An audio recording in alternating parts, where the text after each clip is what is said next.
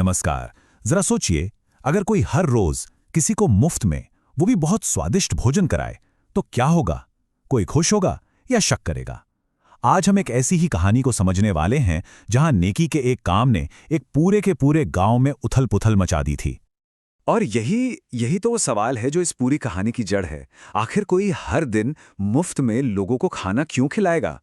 ये सुनने में तो बड़ा सीधा सा सवाल लगता है, लेकिन इसका जवाब एक पूरे समाज की सोच और इंसानी फितरत के बारे में बहुत कुछ बता देता है। तो कहानी की शुरुआत होती है करमपुर नाम के गांव से, जहां एक दिन विनोद नाम का एक अजनबी अपने खाने के ठेले के साथ पहुंचता है और उसके आते ही पूरे गांव में एक हलचल सी मच जाती है। अब जरा इस सीन को समझिए। रोज दोपहर को 34 साल का विनोद अपना ठेला लगाता है और हर किसी को मुफ्त में मटन चावल खिलाता है। न कोई सवाल पूछता है, न कोई पैसा लेता है। अब गांव वालों के लिए तो ये एक ऐसी बात थी जिसकी वो कल्पना भी नहीं कर सकते थे। एक तरफ खुशी थी तो दूसरी तरफ गहरी हैरानी। और यही एंट्री होती है गांव की एक समझदार बुजुर्ग कमला अम्मा की, जो एक बहुत गहरी बात कहती हैं। वो कहती हैं, याद रख, मुफ्त की चीज पर गांव सबसे पहले शक करता है। ये सिर्फ एक कहावत नहीं थी, ये तो उस तूफान की भविष्यवाणी थी जो आने वाला था। और हुआ भी बिल्कुल वही, जैसा कमला अम्मा ने कहा था। विनोद के इस दरियादिली पर जो शुरू में लोगों को हैरानी हो रही थी, वो धीरे धीरे शक के जहर में बदलने लगी। और इस जहर को हवा दे रही थी कानाफूसी और एक नया दुश्मन। और इस शक का चेहरा बनकर उभरता है सूरज नाम का एक नौजवान। उसे पक्का यकीन था कि भाई इस मुफ्त के खाने के पीछे जरूर कोई ना कोई बड़ा राज है, और वो उस राज को बेपर्दा करने की ठान लेता है। यहां पर आकर ना कहानी का जो टकराव है वो एकदम साफ हो जाता है। देखिए, एक तरफ है विनोद का ठेला जिसका मकसद है सिर्फ सेवा, और दूसरी तरफ है दीनानाथ का ठेला जो कि एक सीधा साधा धंधा है।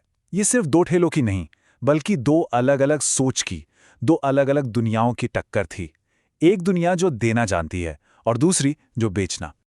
दीनानाथ कोई बेवकूफ नहीं था। वो जानता था कि वो दाम में तो विनोद से मुकाबला कर ही नहीं सकता। इसलिए उसने एक ज्यादा ताकतवर हथियार का इस्तेमाल किया, और वो था डर। उसने लोगों के मन में धीरे धीरे शक के बीज बोने शुरू कर दिए। अब ये जो डर और शक की चिंगारी थी ना, वो धीरे धीरे पूरे गांव में आग की तरह फैल गई। और इसका नतीजा ये हुआ कि एक दिन भरी पंचायत में विनोद को सबके सामने जवाब देने के लिए खड़ा कर दिया गया। गांव के सरपंच ने सबके सामने विनोद को कटघरे में खड़ा कर दिया। साफ साफ कह दिया, या तो सच बताओ या फिर ये ठेला बंद कर दो। मतलब अब विनोद के पास कोई और रास्ता बचा ही नहीं था। ये एक बहुत ही अहम मोड़ था कहानी का। विनोद सच बताने के लिए तैयार तो हो गया, लेकिन उसने एक शर्त रख दी। उसने कहा कि अगर उसने सच बताया तो उसका ये सेवा का काम, ये सेवा भाव एक दान या चैरिटी बन जाएगा। जो सम्मान का भोजन था वो दया की भीख जैसा लगने लगेगा। तो आखिर वो सच क्या था? विनोद ने अपना ठेला क्यों लगाया? अब वो राज सामने आता है जिसे हर कोई जानना चाहता था, और ये सच बहुत दर्दनाक है। देखिए, विनोद की कहानी एक बहुत ही दुखद घटना से शुरू होती है। सालों पहले गरीबी इतनी थी कि वो अपनी बीमार बहन का इलाज नहीं करा पाया। उसी लाचारी और भूख में गंगाराम नाम के एक आदमी ने उसे बहुत प्यार से मटन चावल खिलाया था। उसकी बहन तो नहीं बची, लेकिन उस घटना के बाद विनोद ने 12 साल शहर में जीतोड़ मेहनत की, सिर्फ एक व्रत पूरा करने के लिए कि वो भूखों को सम्मान के साथ खाना खिलाएगा। गंगाराम काका ने उस दिन विनोद से एक बात कही थी, जब कोई भूखा होता है तो वो सिर्फ खाना नहीं मांगता, वो इंसानियत मांगता है। और बस यही एक लाइन विनोद की जिंदगी का मकसद बन गई। तो सच तो सबके सामने आ गया, लेकिन कहानी यहां खत्म नहीं होती। असल में असली मुश्किल तो अब शुरू होती है। ये हमला था नियत पर हमला। सवाल ये था कि विनोद चुप क्यों था? क्या वो कोई गुनाह छिपा रहा था? नहीं, उसे डर इस बात का था कि अगर लोगों को पता चल गया कि ये उसके अपने पैसे हैं तो वो उसकी प्लेट में रखे खाने को नहीं देखेंगे, बल्कि उसकी जेब को देखने लगेंगे। वो तो बस अपनी सेवा के सम्मान को बचा रहा था। उसका मकसद बहुत साफ था। वो भोजन देना चाहता था, भीख नहीं। वो चाहता था कि खाने वाला इज्जत से खाए और खिलाने वाला सेवा भाव से खिलाए, मालिक बनकर नहीं। और यही विनोद का आखिरी सबक था उस गांव के लिए। उसने कहा, सवाल करना गलत नहीं है, लेकिन जब सवाल किसी की नीयत पर हमला बन जाए तो इंसान अकेला पड़ जाता है। जानने की इच्छा और शक करने के बीच यही एक बारीक सा फर्क है। गांव वालों को अपनी गलती का एहसास हुआ।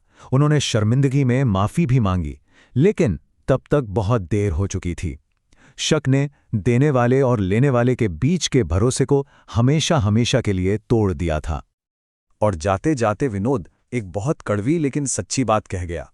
उसने कहा, शक खत्म नहीं होता, बस कभी कभी छुप जाता है।